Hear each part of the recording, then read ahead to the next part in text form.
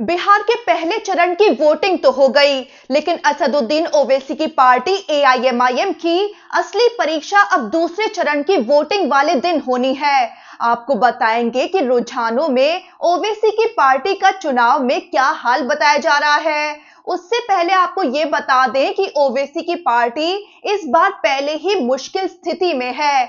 ऐसे में महागठबंधन के नेताओं ने भी ओवैसी की चुनौती और बढ़ा रखी है। इनमें इमरान प्रतापगढ़ी और इकरा हसन जैसे चर्चित चेहरों ने खुलेआम बिहार की जनता के बीच जाकर ओवैसी की पार्टी को वोट ना देने की अपील भी कर चुके हैं। इमरान प्रतापगढ़ी ने असदुद्दीन ओवैसी पर हमला बोलते हुए उन्हें बरसाती मेंढक करार दिया था। इमरान प्रतापगढ़ी ने कहा कि चुनाव के वक्त ओवैसी हैदराबाद से सीमांचल पहुंचकर लोगों को गुमराह करने का काम करते हैं, लेकिन जनता उनके इस झांसे में नहीं आएगी। बिहार चुनाव प्रचार करने पहुंची सपा सांसद इकरा हसन ने भी दबे अल्फाजों में ओवैसी को वोट न देने को लेकर अपील की थी। सपा सांसद इकरा हसन ने बिहार के किशनगंज में मुस्लिम बहुल आबादी को खबरदार करते हुए कहा था कि अगर हमारे वोट बटेंगे तो उनकी सरकार बन जाएगी, यानी अगर एआईएमआईएम और महागठबंधन में मुस्लिम वोट बट गया तो एनडीए को फायदा मिल जाएगा। इकरा हसन ने एनडीए पर हमला भी बोला था। उन्होंने डबल इंजन की सरकार को नापाक सरकार बताते हुए जनता से एकजुट होकर महागठबंधन के प्रत्याशी को वोट करने की अपील की थी। इकरा हसन ने मंच से जोर देकर कहा था कि अगर वोटों का बिखराव हुआ तो बिहार में बीजेपी की सरकार बन जाएगी। अब इस चुनाव में एआईएमआईएम की इकलौती सीट तो दांव पर है, वहीं पार्टी के सामने अपना अस्तित्व बचाने की बड़ी चुनौती भी है। दरअसल बिहार विधानसभा चुनाव अब दूसरे और आखिरी फेज में दाखिल हो चुका है।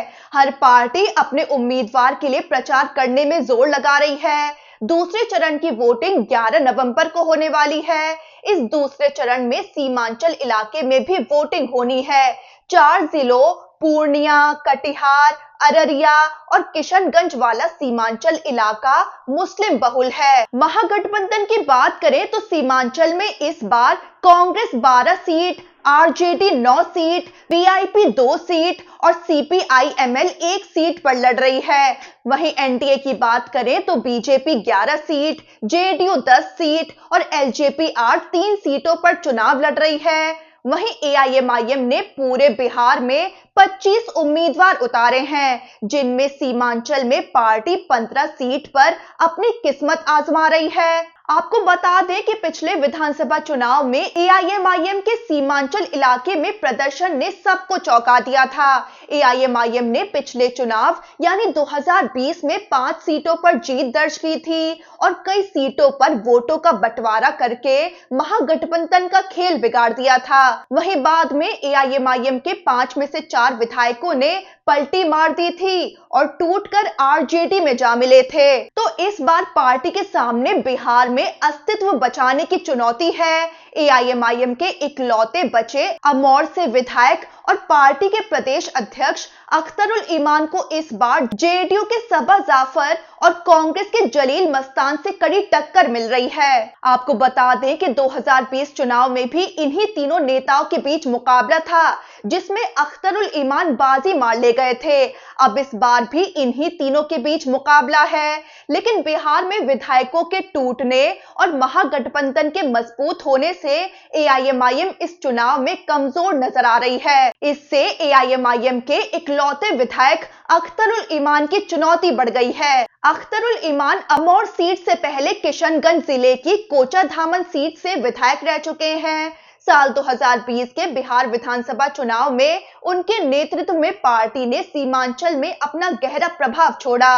अब रुझानों की बात करें तो कहा जा रहा है कि सीमांचल इलाके में महागठबंधन मजबूत स्थिति में है। 2020 में महागठबंधन ने यहां 14 सीटें जीती थी। इस बार 15 सीटों पर आगे होने के अनुमान लग रहे हैं। वहीं असदुद्दीन ओवैसी की एआईएमआईएम ने 2020 में 5 सीटें जीती थी, लेकिन इस बार अनुमान लग रहे हैं कि पार्टी सिर्फ 1 सीट पर आगे नजर आ रही है। एआईएमआईएम इस बार सिर्फ अमौर सीट पर ही आगे नजर आ रही है, जहां से पार्टी के विधायक अख्तरुल ईमान आगे चल रहे हैं। अमौर सीट पर जो वजह निकलकर सामने आ रही है वो ये है कि इस सीट पर 70% मुस्लिम वोट हैं।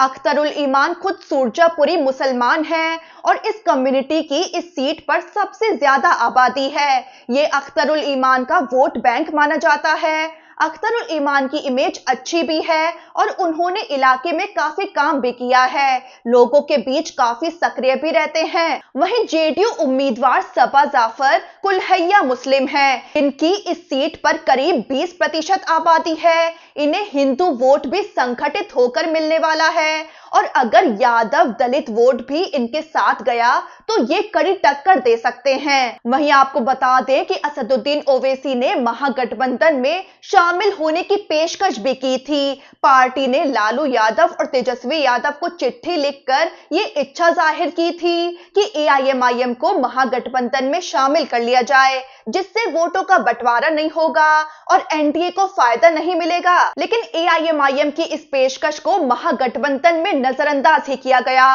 और कोई जवाब नहीं दिया। अब ओवैसी अपने भाषणों के जरिए एनडीए के साथ साथ महागठबंधन को भी लगातार लताड़ रहे हैं और जब महागठबंधन ने मुकेश सहनी को उप मुख्यमंत्री चेहरा घोषित किया तो सोशल मीडिया पर बहस छिड़ गई कि आखिर 18% मुस्लिम आबादी के किसी नेता को उप मुख्यमंत्री के तौर पर प्रोजेक्ट क्यों नहीं किया जाता। ओवैसी ने महागठबंधन पर हमला बोलते हुए कहा कि अब मुस्लिम दरी बिछाने का काम नहीं करेगा, वो भी लीडर बनेगा और जनता से एआईएमआईएम के लिए वोट करने की अपील की। अब फाइनल नतीजे तो 14 नवंबर को आएंगे। अब देखना होगा कि ओवैसी की पार्टी एआईएमआईएम का प्रदर्शन कैसा रहता है।